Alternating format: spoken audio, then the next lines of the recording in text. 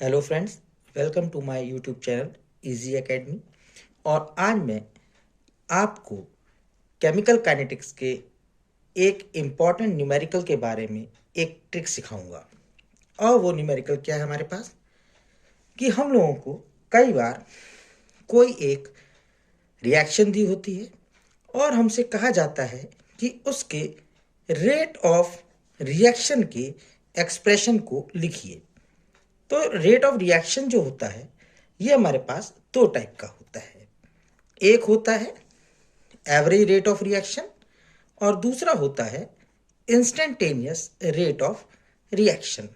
तो अब इन दोनों रेट ऑफ रिएक्शन के एक्सप्रेशन को हम लोग कैसे विद इन अ मिनट लिख सकते हैं, अब हम इस चीज को सीखते हैं।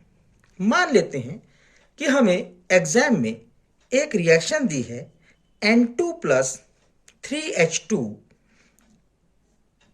gives 2NH3।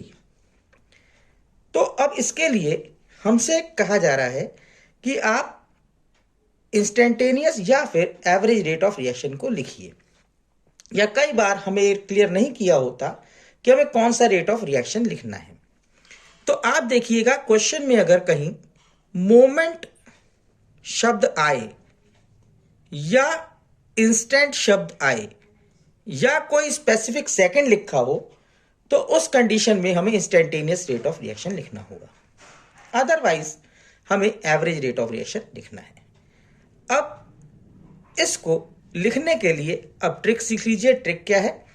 पहली चीज, जब हम एवरेज रेट ऑफ रिएक्शन को लिखेंगे तो इसे लिखने के लिए आप क्या कीजिएगा, या अगर इंस्टेंटेनियस रेट ऑफ रिएक्शन भी आपको लिखनी है तो उसके लिए भी क्या करना है आपको कि आपको यहां पे जितने स्पीशीज दिखाई दें, मतलब जो जो मॉलिक्यूल्स दिखाई दें, जितने मॉलिक्यूल्स दिखाई दें रिएक्टेंट एंड प्रोडक्ट के, उतने इक्वल लगा लीजिए।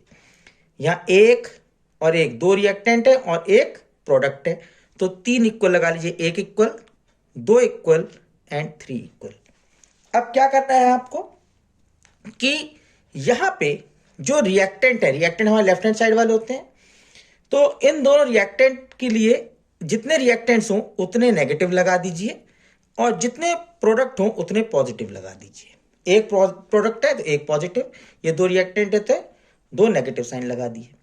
अब क्या करेंगे, अब एवरेज में ये देखिए, जब ए लिखते हैं तो यहां ए के अपर साइड में ये ट्राइंगल बना हुआ दिखाई देता है, तो यहां पे सब में इतने ही ट्राइंगल बना दीजिए और क्या कीजिए, इन सब को डेल्टा टी से डिवाइड कर दीजिए।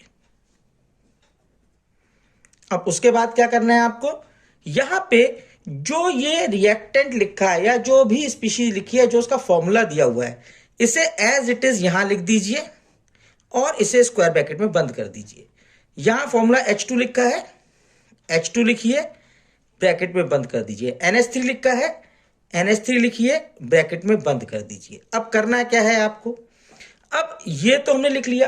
अब यहां पे कोफिशिएंट भी लगे हैं कुछ, तो जब कोफिशिएंट लगे होते हैं तो आपको क्या करना है कि इन कोफिशिएंट्स को अपॉन में ले आना है। यहां पे कोई कोफिशिएंट नहीं है तो ये ऐसे ही रहेगा। अब यहां पे 3 लिखा है तो यहां हो जाएगा माइनस का 1/3, यहां हो जाएगा 2 तो ये हो जाएगा प्लस का 1/2। तो यहां एक्सप्रेशन क्या आ जाएगा, minus delta N2 upon delta T is equal to minus 1/3 delta H2 upon delta T is equal to plus 1/2 delta NH3 upon delta T. तो ये हो गया हमारे पास एवरेज रेट ऑफ रिएक्शन का एक्सप्रेशन। अब अगर हमें इंस्टेंटेनियस रेट ऑफ रिएक्शन को लिखना है तो इंस्टेंटेनियस रेट ऑफ रिएक्शन को लिखने के लिए हमें क्या करना है कि केवल जहां हमने डेल्टा लगाया था वहां पे केवल स्मॉल डी लिख देना है।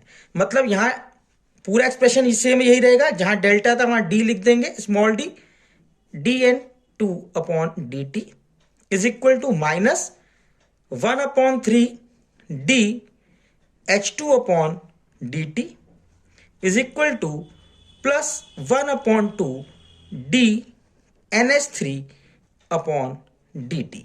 तो ये हमारे पास एवरेज रेट ऑफ रिएक्शन और इंस्टेंटेनियस रेट ऑफ रिएक्शन को लिखने की एक सबसे सिंपल ट्रिक थी। आई होप आप लोगों को ये वीडियो अच्छी लगी हो और आपको ये चीज़ समझ में आ गई होगी।